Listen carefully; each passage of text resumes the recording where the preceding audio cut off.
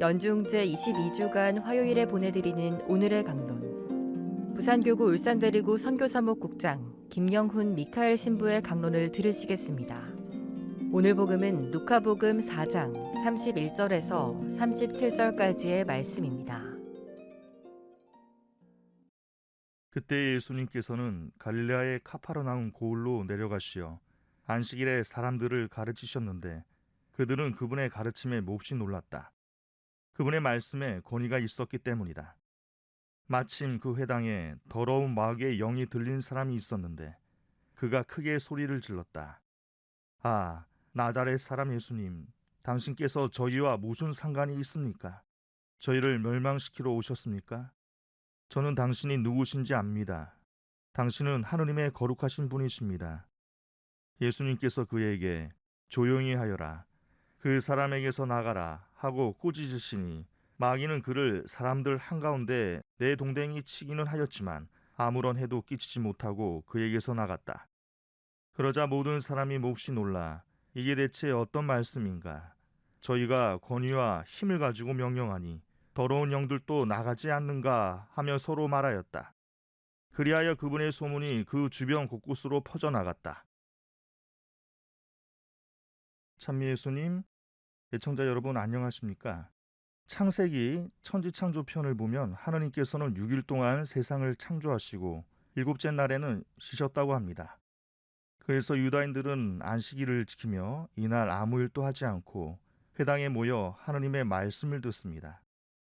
안식일은 단순히 노동하지 않는 날이 아니라 창조주이신 하느님께로 모든 시선을 돌리는 날입니다. 그래야 모든 것이 창조 질서 안에서 생명을 얻을 수 있으니까요. 그런 의미에서 안식일은 하느님의 최종적인 창조일입니다. 오늘 복음은 안식일에 회당에서 일어난 사건을 다루고 있습니다. 하느님의 거룩한 말씀이 선포되는 자리에 예상을 깨고 하필 마귀가 등장합니다. 그야말로 악의 위력은 대단합니다. 정신없이 살아가는 평일에는 드러나지 않다가 하느님께 집중하려는 중요한 순간에 우리를 방해합니다. 우리가 하느님께로 나아가려고 하면 악은 더 발악하며 우리를 끌어내립니다. 우리의 주일도 마찬가지이지요. 꼭 주일이 되면 미사에 가지 못하게 하는 핑계가 생깁니다. 그리고 미사에 참여해도 온갖 분심과 세상 걱정으로 주님께 집중 못하게 하여 미사 자체를 회의적으로 만들어버립니다. 마귀는 어린이가 상상하듯 머리에 뿔을 달고 흉악한 얼굴로 우리에게 덤벼들지 않습니다. 마귀는 우리의 나약함을 비추고 들어와 교묘하고도 은밀하게 하느님에게서 우리를 떼어놓습니다. 어떤 때는 자책감이나 우울감 속에서 모든 것을 포기하게 만들고 어떤 때는 자기 합리화와 세속주의 안에서 모든 것을 상대화해버립니다. 더 놀라운 것은 마귀는 예수님을 거들먹거리며 거룩한 것처럼 자신을 가장하기도 합니다. 오늘 복음 말씀에 나오는 마귀의 소리를 들어보십시오. 저는 당신이 누구신지 압니다. 당신은 하느님의 거룩하신 분이십니다. 마귀는 광야에서 예수님을 예루살렘 성전 꼭대기로 데려가 성경 말씀으로 유혹하였듯이 그럴싸한 논리로 우리를 혼란스럽게 만듭니다. 신천지를 보십시오. 거짓 성경 가르침으로 이단 교리에 빠지게 만들고 신앙의 이유로 가정을 파탄에 이르게 합니다.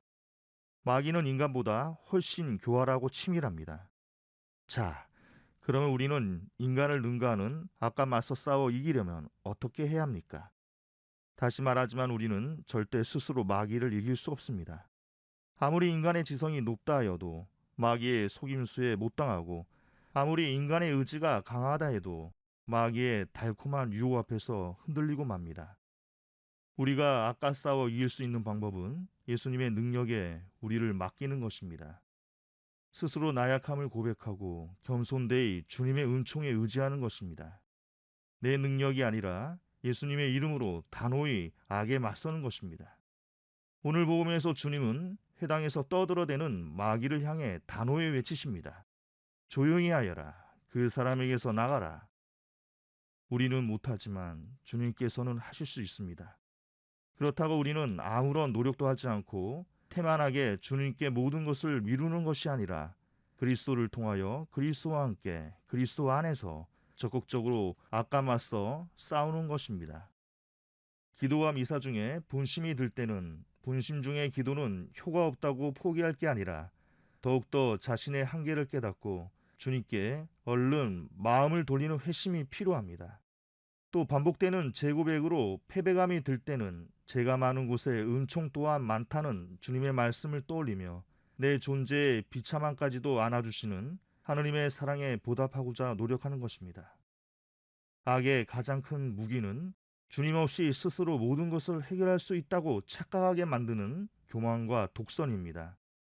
악이 인간과 다른 점은 그 어떤 것을 보아도 하느님이 들어갈 수 있는 틈이 없다는 것입니다. 악은 철저히 하느님을 거부하고 조롱합니다. 그러나 인간은 비록 유혹에 빠져 죄를 짓지만 다시 하느님을 찾는 선함이 있습니다.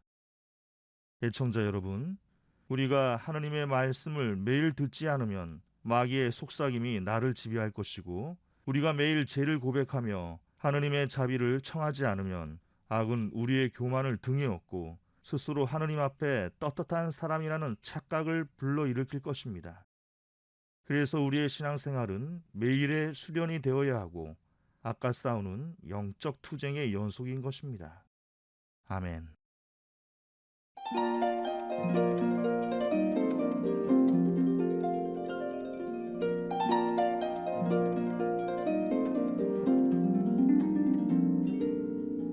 지금까지 부산교구 울산대리구 선교사무국장 김영훈 미카엘 신부의 강론을 들으셨습니다.